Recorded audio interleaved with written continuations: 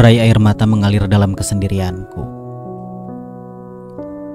menyiratkan cerita pilu yang terpendam dalam hatiku, menggambarkan kepedihan yang tak terucapkan. Dalam sunyi menjadi ungkapan yang sejati. Setiap tetes air mata adalah doa yang tersembunyi, memohon penyembuhan pada luka yang dalam. Dalam kesendirian penghibur setia, menyaksikan kelemahan dan kerapuhan diriku. Derai air mataku adalah nyanyian lirih,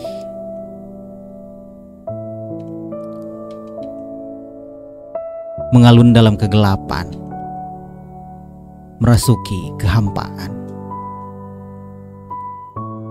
mencerminkan perjuangan dan penderitaan,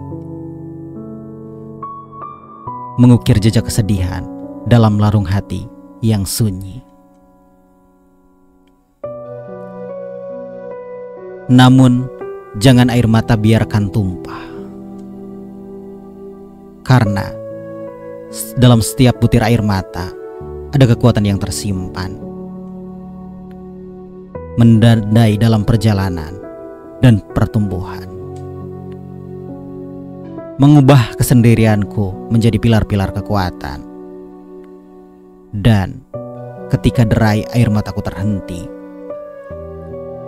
maka kesendirianku pun akan mengubah dengan keleluasaan. Aku akan mencoba untuk tegar dan mencoba untuk bijaksana, membiarkan kesendirian mengajari arti sebuah kebahagiaan.